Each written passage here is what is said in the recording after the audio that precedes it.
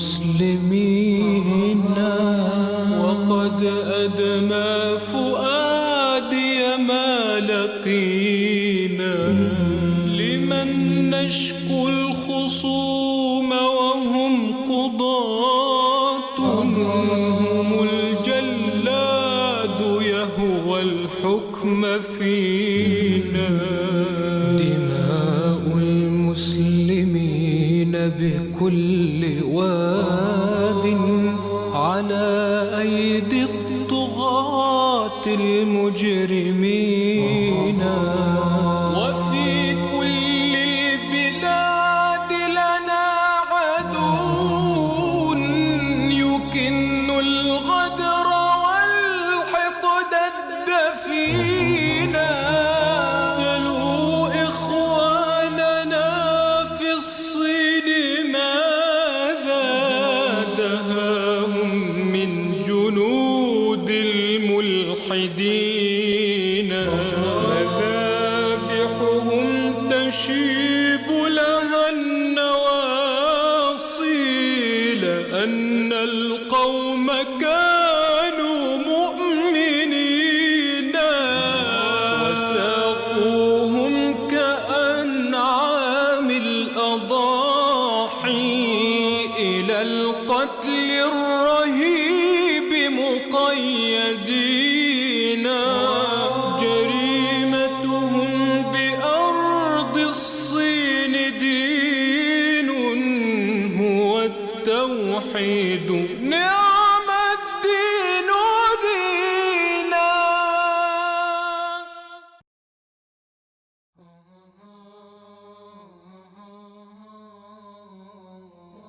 بسم الله الرحمن الرحيم. الحمد لله رب العالمين، والصلاة والسلام على رسوله الأمين، وبعد. لا ريب أن الملايين من المسلمين على اختلاف بلدانهم وحظوظهم من الثقافة لا يعلمون شيئا عن تركستان الشرقية وعن أهلها المسلمين. فما هي تركستان الشرقية؟ ومن هم أهلها؟ وما الذي يحدث بها؟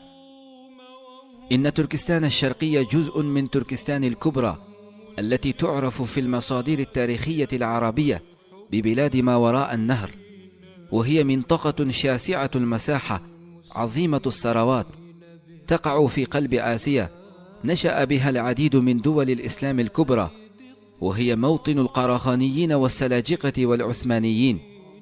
وبها كانت مدن عظيمة مثل كشغر وختن وسمرقند وخوارزم وخيوة وبخارى وخوقند وغيرها من المدن التي قدمت للحضارة الإسلامية الكثير من العلماء والفقهاء والقادة، من أمثال الفارابي ومحمود الكشغري والبيروني والسكاكي والجوهري وسليمان بن داود الفقيه المعروف بحجاج الختني، والمحدث المعروف يوسف بن عمر الختني، ووالي دمشق الوالي العادل أنشتكن أبو منصور الختني وغيرهم.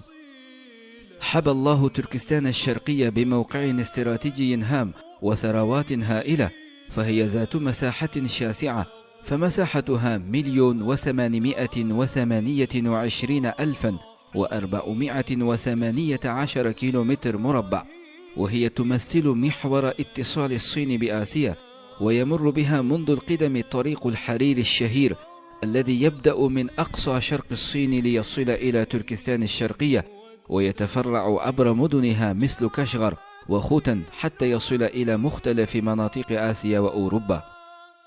أما عن ثروات تركستان الشرقية فهي ثروات هائلة ومتنوعة، مثل النفط والغاز الطبيعي باحتياطيات هائلة تضاهي كبريات الدول المنتجة للنفط كالسعودية والعراق والكويت وإيران، ويوجد بها أيضا معادن الذهب واليورانيوم والحديد، وتتمتع بمصادر مياه ضخمة من أنهار وبحيرات وأمطار، وبها مراعي طبيعية شاسعة. وأما أهل تركستان الشرقية فهم أتراك مسلمون من أصول تركية مختلفة مثل الأيغور، وهم يشكلون غالبية سكان الإقليم، والأوزباك والقازاق والقرغيز والتتار. وحسب إحصائيات جهات مستقلة يقدر تعداد التركستانيين الشرقيين بحوالي 35 مليون نسمة من الأتراك المسلمين. وهم ما زالوا إلى اليوم يكتبون لغتهم بالحروف العربية منذ 1000 سنة.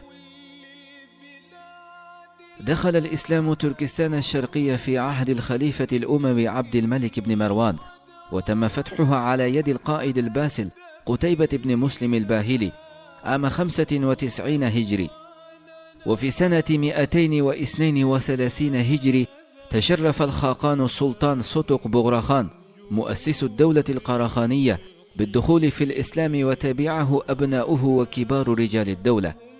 ومنذ ذلك اليوم أصبح الإسلام دينا رسميا للدولة، وطبقت فيها الأحكام حسب الشريعة الإسلامية، وكانت لهم صولات وجولات في تقدم الحضارة الإسلامية.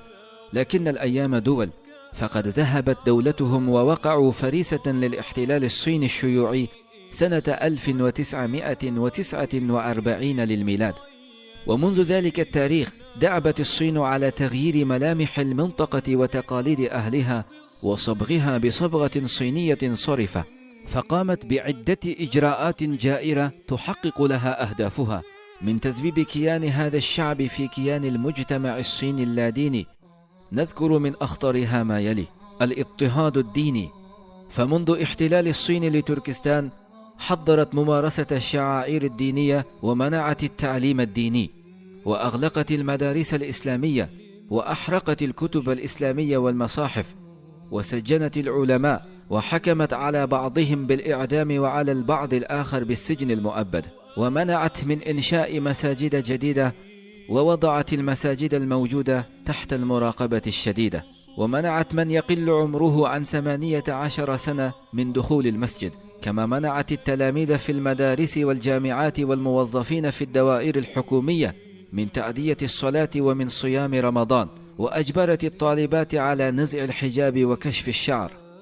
ومنها الاستيطان الصيني، فقد أغرقت الصين تركستان الشرقية منذ احتلالها بملايين الصينيين من الملحدين والوثنيين المهجرين من أنحاء الصين إلى تركستان، في محاولة منها لتصيين تركستان الشرقية ديمغرافيا، حتى تحول المسلمون فيها من 95% إلى 40% من نسبة السكان. ومنها أيضا التمييز العنصري، ففي تركستان الشرقية يتمتع الصينيون بامتيازات خاصة ودعم حكومي بلا حدود، فتبلغ نسبة الصينيين العاملين لدى الدوائر الحكومية والوحدات الإدارية والمؤسسات الصناعية والمصانع 95%. أما الشعب التركستاني المسلم فعاطل عن العمل، ويعيش معظمهم على هامش الحياة في مراعيهم ومزاريعهم البدائية، وكلما تقدم خريج الجامعات بطلب العمل يرفض طلبهم. وكل ذلك كان يجري داخل تركستان الشرقية وسط صمت المجتمع الدولي والتعتيم الإعلامي وصمت الدول الإسلامية، حتى إذا ما وقعت مجزرة أورمتشي في 5 يوليو من سنة 2009، حينما تظاهر عشرات الآلاف من المسلمين التركستانيين في شوارع أورمتشي مطالبين بالعدالة والمساواة ووقف التمييز العنصري ضدهم، وقمعتهم السلطات الصينية بإطلاق الرصاص الحي عليهم، فقتل أكثر من 3000 شخص وجرح الآلاف، واعتقل أكثر من 30,000. فلما وقع ما وقع بدأ العالم يفيق من سباته العميق ويسأل من هم التركستانيون ومن هم الأيغور، وها هم التركستانيون وها هم المسلمون الأيغور يستنجدون، فهل من نصير؟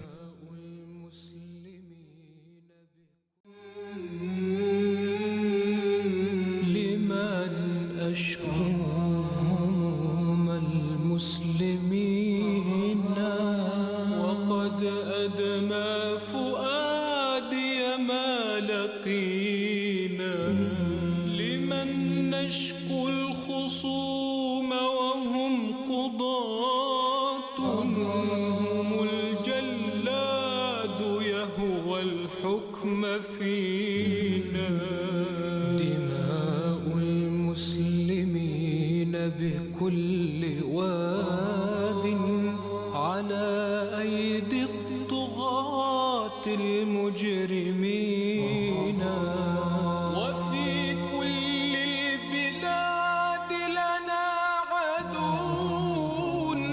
يكن الغدر والحقد الدفينا. سلوا إخواننا في الصين ماذا دهاهم من جنود الملحدين.